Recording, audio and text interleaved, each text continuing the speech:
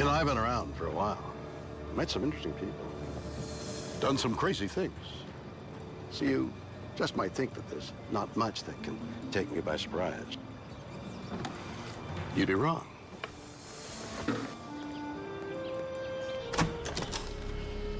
The world is full of stories, science and things that amaze and confound me. Every single day, incredible mysteries that keep me awake at night. Some I can answer. Others just defy logic. Is there life after death? In Connecticut, a man visits a Civil War battlefield where he is suddenly overcome with emotion. To this day, I don't understand what exactly happened. Is he the reincarnation of a dead general? In Haiti, 18 years after his death, a man returns from the grave. This individual had clearly been pronounced dead by the doctors. Do zombies really exist? And in a remarkable experiment, scientists in England conduct a series of groundbreaking séances. Is it our first genuine proof of the afterlife? Yeah. It's a weird world, and I love it.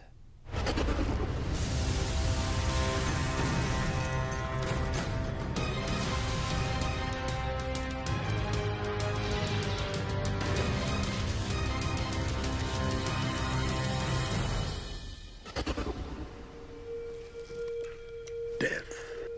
Not exactly pretty. Especially when you consider that one day all of us could end up looking like this. But should we simply accept this as our fate, or is there something else that awaits us?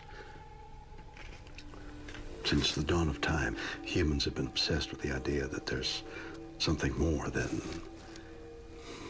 this. Well, is there? Do our lives go on, even if we die? Can we return and communicate with our loved ones here on Earth?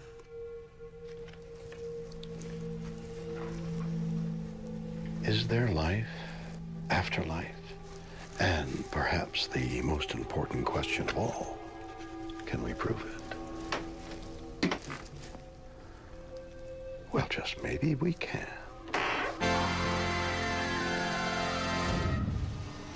Jeffrey Keane is a retired firefighter.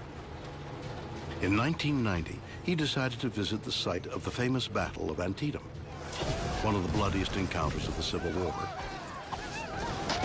and a place where thousands died in just one day. I was traveling down through Pennsylvania with my wife, antique hunting, and I asked my wife if it was okay if we took a little side trip over to Antietam to see the battlefield. But what begins as a fun day out will soon turn into a nightmare. My wife wasn't very much into history, so she remained in the car, and I walked over to where the battle had taken place at the sunken road. Gone about 50 feet when it became very hard to breathe. I started crying. I was very angry. I was very sad. If you take the saddest you've ever been and magnify that by about 1,000 times, that gets close. I was exhausted. I couldn't tell exactly what was going on. I thought I was maybe having a heart attack, but I didn't have any pain. Overcome by a wave of violent emotions, Jeffrey then has a powerful urge to visit the gift shop. I felt compelled to go there. I threw a magazine on the counter. I said, I want this, and it was a Civil War quarterly magazine on Antietam. To this day, I don't understand what exactly happened. For the next 18 months, Jeffrey's life returns to normal. Until one night, when he attends a Halloween party. It was a really nice party. They'd spent a lot of money on the decorations. They had hired a palm reader. And I sat down in front of this woman, and she took my hands, and I told her the story of what happened in Antietam. As Jeff tells his story, the palm reader suddenly becomes uneasy. She's sitting there shaking her head, and she dropped my hands a few times. And then she drops a bombshell. She believes Jeffrey was at Antietam in a previous life. She said, "You died there, but you hung around for a long time." I said, just let me ask you one question. Are you sure he was dead? She said he was full of holes. That's one thing I'll never forget. The bizarre encounter will lead Jeffrey on a journey in search of the truth. The next day, I took my wife to work, and I remembered the magazine that I had to have. I had it for a year and a half and hadn't read it. I opened it up to the section on Antietam where I had had the experience, and my eyes skimmed down the page, and I see a photograph of a general. As Jeffrey stares at the photo, he is stunned by what he sees. I look over, and this picture says General John B. Gordon, and when I see the face, I tell people I know the face very well. I shave it every morning. And unless you're unfeeling, unthinking, completely drained of any type of emotion, it's going to have a bit of an effect on you, even if it's just awe and wonder. Remarkably, Jeffrey is a double for General John B. Gordon. But as he reads on, things get even weirder. I read in the story he had been wounded 5 times that day. He was shot through the face, and I figured he had probably been killed there. John B. Gordon was a general of the 6th Alabama Regiment, a hero who was shot in the bloody Battle of Antietam. Could there be a link between Jeffrey and a general who had died nearly 200 years before him? Suddenly, Jeffrey makes another startling connection. It was on my 30th birthday. At 12 midnight, I got such an horrendous pain in my jaw. It radiated down into my neck. I know what it feels like to be shot through the face. That's how bad it hurt. Was Jeffrey's mysterious pain somehow related to General Gordon's injuries? Gordon was 30 years old when he was shot through the face. Same age. That was 10, 15 years before I ever heard Gordon's name. It wasn't like this was worked backwards. I heard about Gordon's wounding. I went over to the hospital, made him fudge up some documents that mimicked the wound that Gordon had more than 100 years before. Kind of hard to do. And I have the documents to prove the hospital visit. Could all these remarkable similarities be explained by coincidence? Jeffrey believes there's only one answer.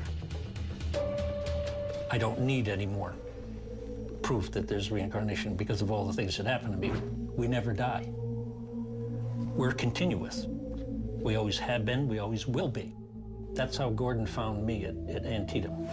I always say it's the other way around from what people think. I say Gordon found me where our hearts touched at Antietam. What an extraordinary story. Did a Civil War general who died over a century ago reincarnate, jump into Jeffrey Keene's body, and continue his life through Jeffrey's eyes? Are we all in a continual cycle of birth and rebirth, simply interchanging bodies as we go? And if so, this raises yet another question. Do we get to choose? I mean, who was I before I was who I am now, and who will I be next? Could I be you? Now that is definitely weird. But what? Dr. Cynthia Myersberg is a Harvard psychologist. She believes reincarnation is simply a function of how we deal with memories. Something odd happens, and people go looking, as we all do, to make sense of their lives. If you have a rich imaginative ability, it becomes very difficult to distinguish between something that's a record of perception and a record of imagination. Did I dream that, or did it happen? Did I hear about that, or did I actually experience that? It can be very difficult. Cynthia believes that one way we do this is by creating false memories. False memories are what they sound like. The recollections for either events that didn't take place or didn't take place in the way in which they're remembered. Are people like Jeffrey just making their stories up? If so, why? Memory, although it feels a lot of times like we're watching a film in our mind's eye, that's not what's really happening. We're always reconstructing it from little pieces that we have saved, in a sense, and we put it back together. And our brain fills in for us the missing parts. The way we measure false memory propensity in the lab is we use something called the DRM, or Diess-Roediger-McDermott paradigm. What the paradigm consists of is we present people with lists of words. In our lab, they listen to them. Then they're asked to write down, without guessing, only those words they're certain they've heard. What makes the task tricky is that each list of words, there's a word that isn't on the list, but is related to all the words on the list. So the words might be sour, bitter, sugar, honey, and so forth. But the word sweet is never said. In the lab, past life memory participants were much more likely to endorse having heard words that they didn't actually hear. However, they were no different in terms of being able to correctly identify words that they did hear. So they were more likely to have false memories of words they didn't hear, but their true memory looked just like the control participants. I interpret it to mean that although there's no difference in ability to form true recollections and true memories, there's an increased vulnerability to form memories for events that perhaps did not occur. An emotional collapse at a Civil War battleground leads a man to believe he is the reincarnation of a dead general. Is it possible we all have past lives? Tariq Sator is a facilitator at the Ontario Hypnosis Center. He not only believes reincarnation is real, he can demonstrate it using a process called past life regression. Past life regression is a series of steps that you go through in order to access memories from previous lifetimes. It is allowing the conscious mind to be put aside for a while as you access the subconscious mind. Begin by just lightly closing your eyes now. Tariq is preparing a patient, Karen, to travel back not only deep into her own past, but to lives she may have lived before, and from where he can access her memories. Imagine, if you will, above your head is a point of absolutely pure white light. It starts by first taking the client back through age regression, and typically it's about 14 or 15 years old, and then to 3 or 4 years old. I'm on my mom's lap, and I'm getting all of her attention. Karen has now gone back over 30 years. The next step will take her into what is known as blue mist, a space in between her current life and the one she lived before. Take a deep breath now and go beyond the blue mist, finding yourself at a still earlier time. Incredibly, it appears Karen has now entered a former life. I am climbing rocks, and there's a forest nearby. Are you male or female? Male. They think I'm hunting. Okay. Tariq believes what Karen is seeing is real. They're interacting, they're in the body of that past life. They can see out of that person's eyes. It's very, very personal. To complete the session, Tariq must reverse the process and bring Karen back into her current life and present age. And one, eyes open, back.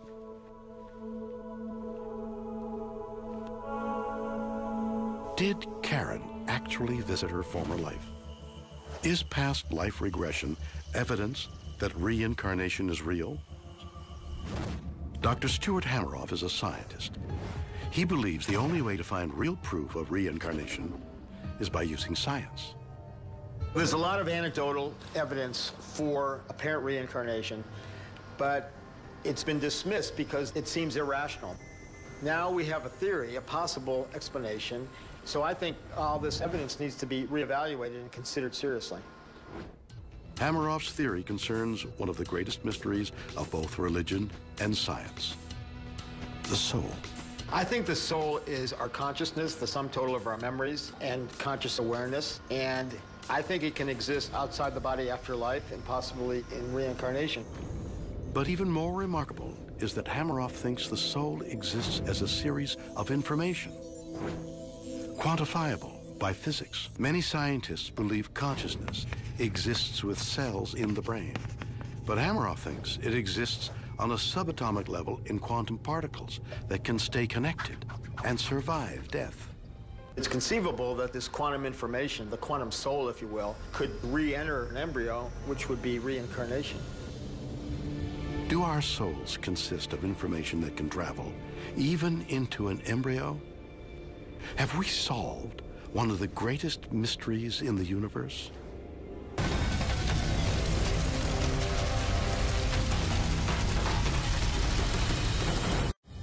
Scientists in England conduct a series of groundbreaking experiments.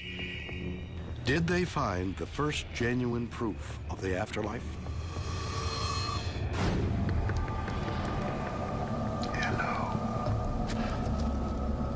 Hello? I don't know about you, but I've always been scared of things that go bump in the night.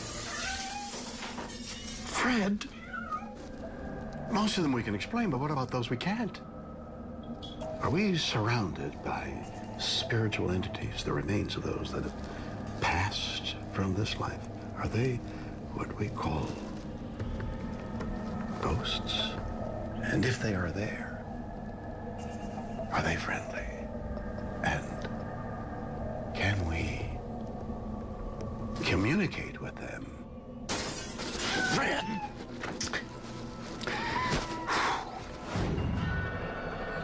In 1993, a team of researchers in the town of Skull, United Kingdom, set out to find indisputable evidence of life after death.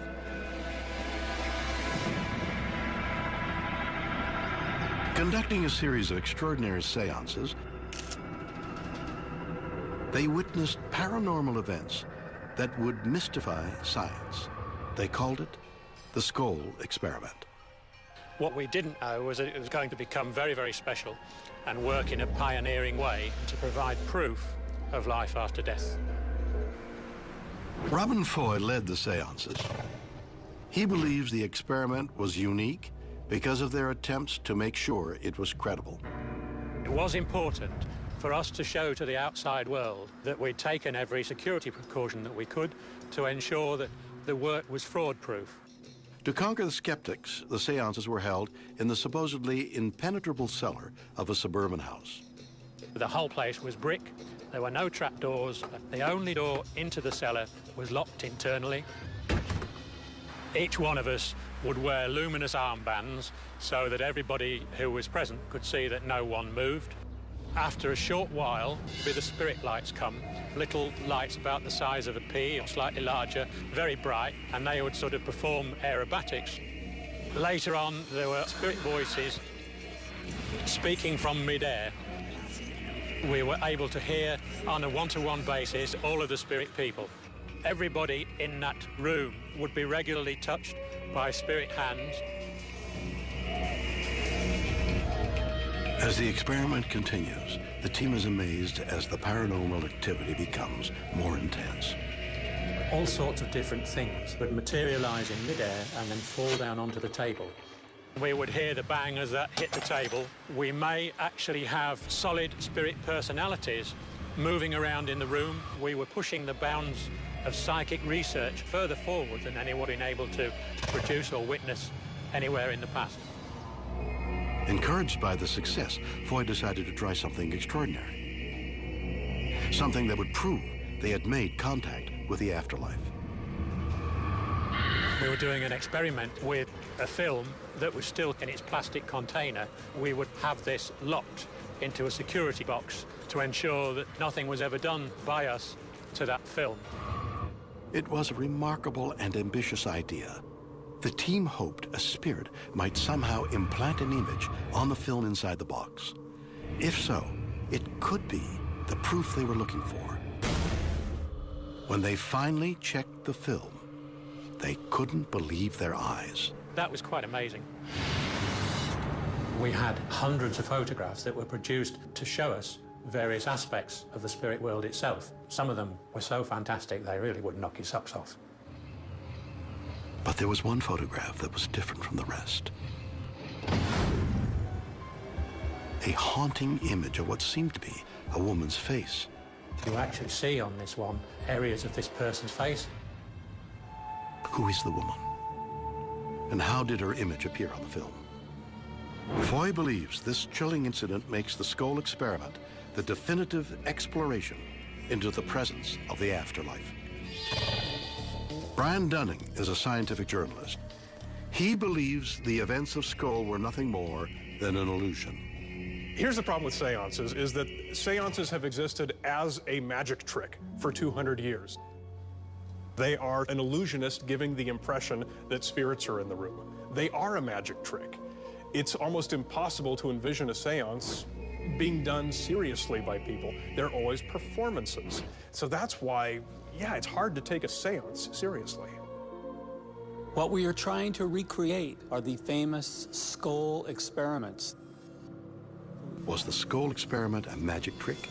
To test Dunning's theory, we've set up a fake seance using a professional illusionist. To create the conditions at Skull, the participants are sitting in pitch darkness. Using night vision cameras, we can see them, but they can see nothing at all. The session begins with everyone holding hands. Give me your hand here and your hand here. Please do not break the psychic circle at any time during the seance. Spirits, are you with us tonight? The skull experiment claimed that spirit voices seemed to come from midair. The illusionist will attempt to recreate them with an assistant using a cardboard tube as a megaphone.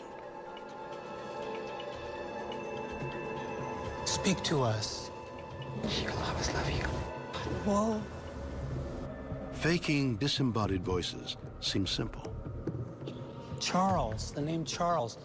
But can they convince these participants? That was close. They are being physically touched by spirits as claimed by the people at Skull? My spirit guide, I'm going to ask my spirit guide, Francine, will you give us a physical manifestation? I want Francine to come towards the center of the table. What? What happened? Don't touch me. Touch yourself! Whoa! The final trick centers around the claim that objects materialized out of thin air. Is this so easy to disprove? Leave us now! Leave us! Ah! The experiment is over. Even though his seance was badly faked, the participants are left visibly shaken. Nobody's laughing. Everybody took that completely seriously. It was a very powerful experience for these people. Although the participants were fooled, Brian believes this proves the skull experiment was a hoax. We saw a few of the things today that were reported from the skull experiments. We've seen that those can be easily faked. Do we know that they faked them at Skull? No, of course not, because no controls were applied. We don't know what actually happened. But when we see how easy it is to fake it, how can we know that these could have been real? Could the greatest experiment into the existence of the afterlife be just an illusionist's game? No doubt. Magic tricks are easy to perform, and many of the claims made at Skull have been dismissed out of hand. But the biggest mystery of all still remains unanswered. Who is this woman?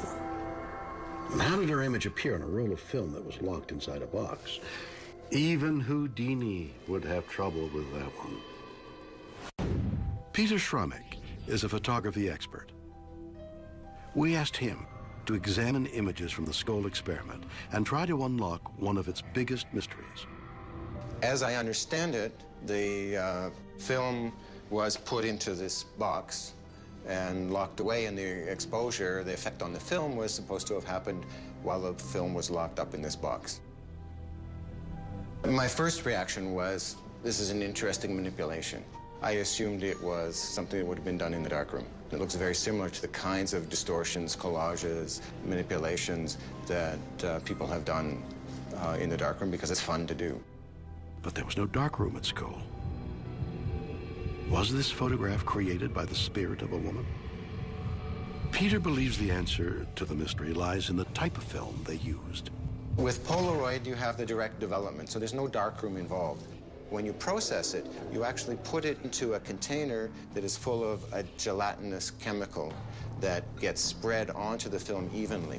And that is the chemical that develops the film, contains the dyes that causes the color, and so on. And so you have this jelly-like substance that's being spread over the film to develop it. You're cranking that through by hand or sometimes by motor. And depending on how you crank it, You can get different kinds of distortions and effects simply because for chemical reasons. And that, in my mind, is what's happened in these photographs. All you're seeing are the chemicals that are the way that they've affected the film as it's gone through. What is harder to explain are the actual faces of the images. They're not light effects, they're not chemical effects, they actually are, you know, images of faces. So how was this haunting image created? My explanation for that would be that the film has been tampered with, and the film has been put through the camera, and these faces have been exposed into it prior to the supposed experiment. And then when it's processed, these show up, but they show up in this distorted fashion because of the chemical processing distortion. And that actually is quite easy. You can take a roll of film. I can take this sort of brand new roll of film. No one's ever done anything with it. I can take it. I can put this film in the camera. I can shoot the roll of film. I can wind it back. And as I wind it back, I can leave the leader sticking out like this. And no one knows whether this film is exposed or not. Peter believes he has solved the mystery. But what if the skull researchers were telling the truth? I don't think while the film was in the box that any of the effects that we're seeing could have been created unless one believes in some sort of supernatural explanation. Is this a woman from the spirit world? Did Robin Foy and his research team find proof of life after death at Skull? Or was it an ingenious hoax? Whatever the truth is, this is weird, or what?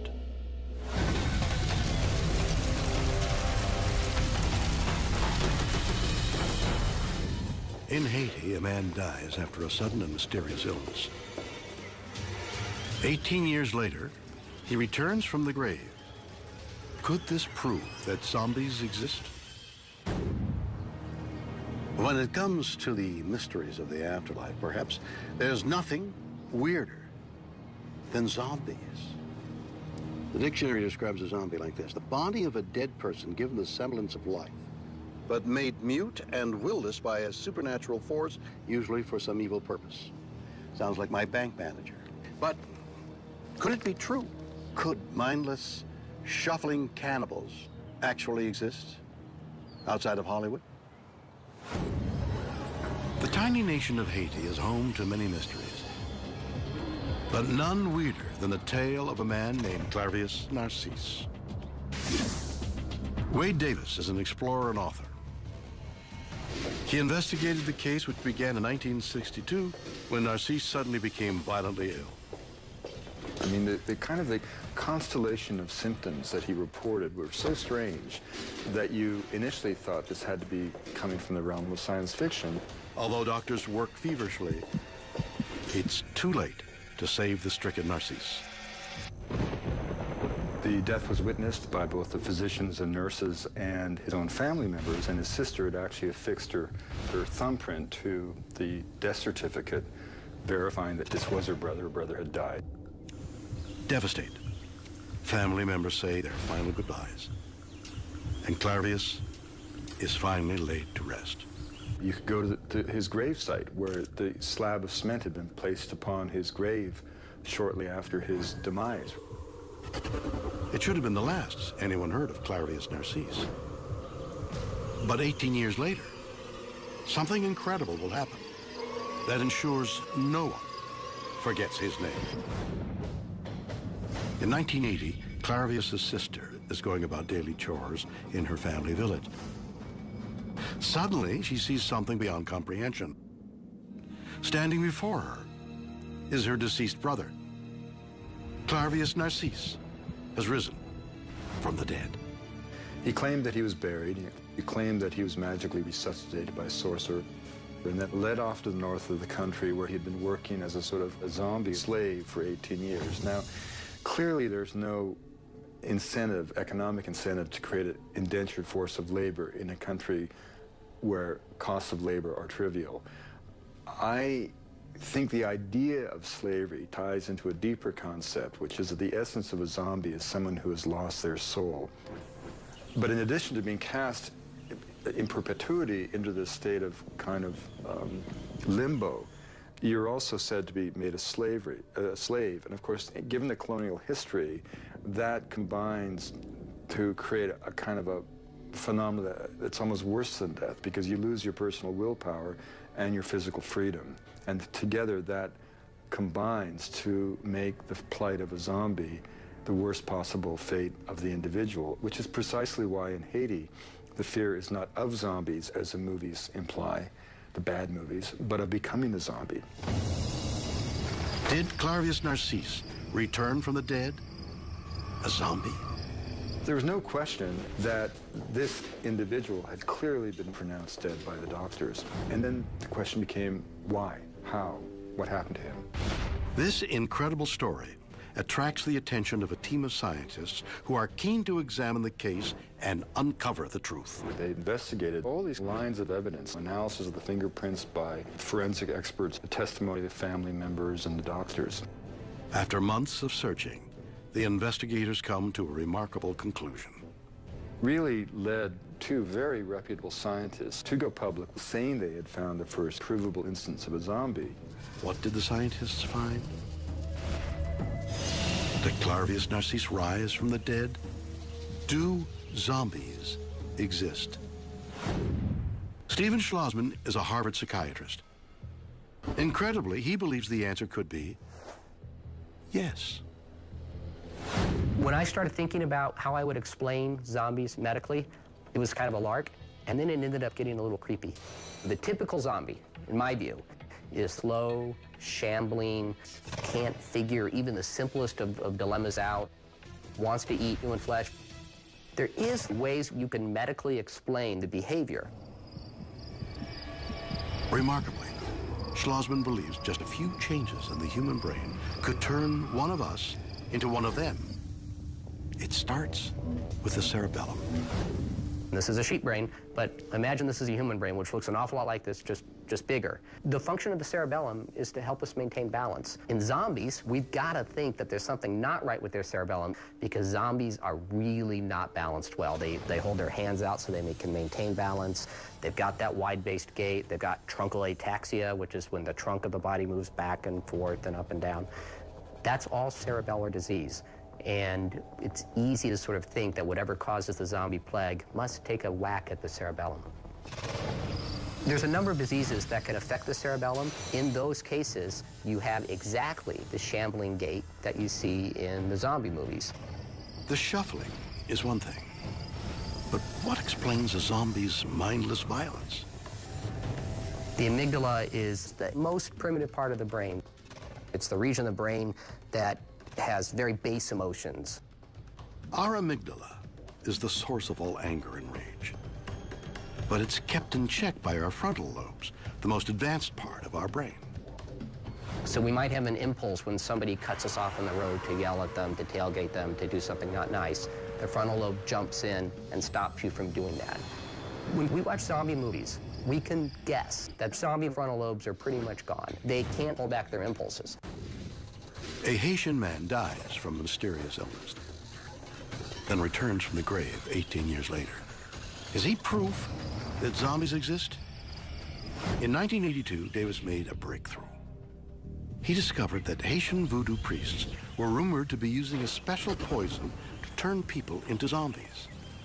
Was this the drug he was looking for? He decided to visit Haiti and see for himself. Through a series of negotiations, I was able to get a local priest to make this poison for me. I collected all the raw ingredients, which ranged from, dried toads to dried fish, dried snakes, plants, human remains. I came through for the first day on Easter Sunday, 1982, Kennedy Airport, and I had no permits whatsoever, and I had this suitcase made of surplus 7-Up cans that had been printed in Saudi Arabia, because you could see the Arabic script, and it was filled to the gunnels with all these ingredients, including human remains, a human skull. I had a live Bufo marinus toad, the biggest toad, this big, in my backpack, and no permits whatsoever. And I opened this up, and the customs guy in New York just slammed it shut, and he said, and I quote, Look, it's Easter Sunday. I don't know who the you are. I didn't even want to have to work today. Just get the out of here. Back in the U.S., Davis takes the poison to be tested in a lab. He finds something extraordinary. It contains a chemical more deadly than cyanide. A tetrodotoxin acts by physically blocking nerves, but it brings on a state of apparent death so profound that it has many times fooled physicians. Had the Haitian priests discovered a drug that could replicate death? If so, where did they get it?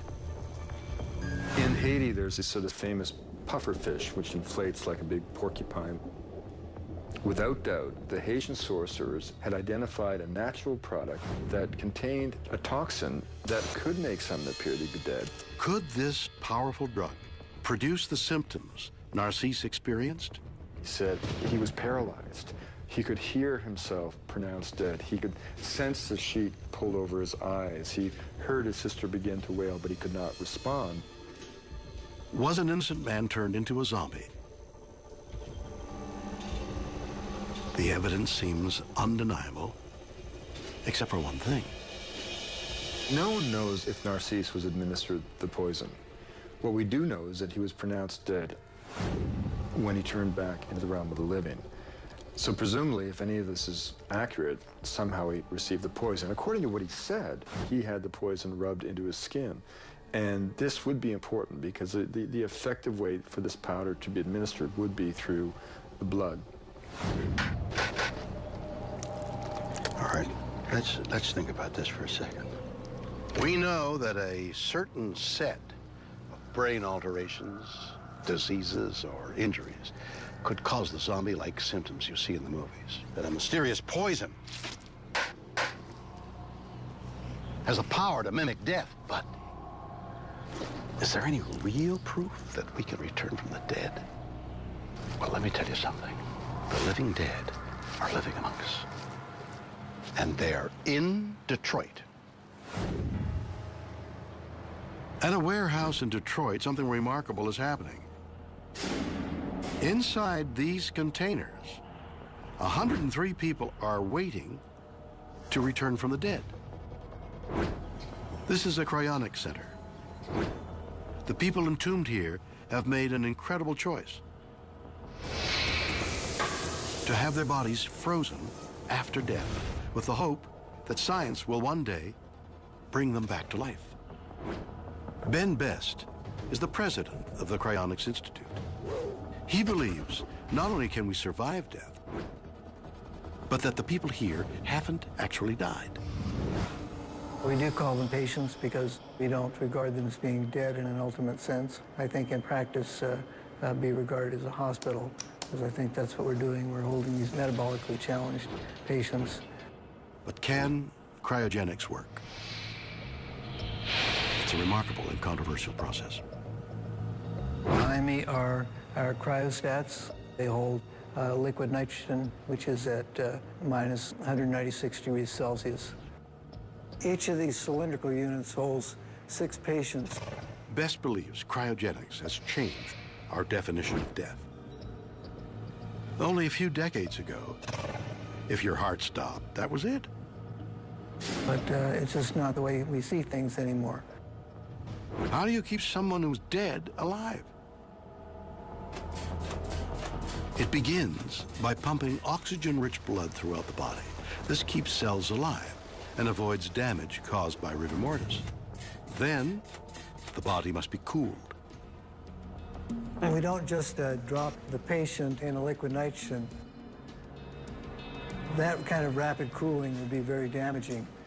So we try to cool in a controlled manner. If you cool too quickly, then you get too much cracking. We can't prevent cracking entirely, but certainly if you just drop the patient directly into liquid nitrogen, there'd be a lot of cracking and shattering. What we want to do is we want to cool as quickly as possible while the cryoprotectant, the medical grade antifreeze, is still in a liquid state. And then when it solidifies, we want to cool very slowly. because while it's in a liquid state, the idea, you want it, the colder the better. But when it becomes a solid, if you cool too quickly, you create thermal stress. The body temperature is slowly lowered, first by an ice bath, and then in a cooling chamber where it will reach minus 196 degrees. Best believes this will preserve these bodies for hundreds or perhaps thousands of years. But why? It seems to me as if you're preserving all the material there, that some future technology is going to be able to figure out a way to get that all fixed and going again. It's reasonable to think that nanomachines can restore the person to their original condition. Nanomachines already exist. Tiny machines smaller than a single cell. Scientists believe they could soon flow through our bloodstream, targeting viruses, repairing organs, and destroying disease. Can cryogenics give us life after death? Could it even conquer death itself? Best believes it is our greatest hope for eternal living. It doesn't seem so much more unreasonable than to speculate that people will someday live on Mars. Can we die and wake up 1,000 years later and resume our lives? And even if we can, would we really want to? Or do we return as zombies, doomed to a mindless existence? Is life after death really life at all? Weird, or what?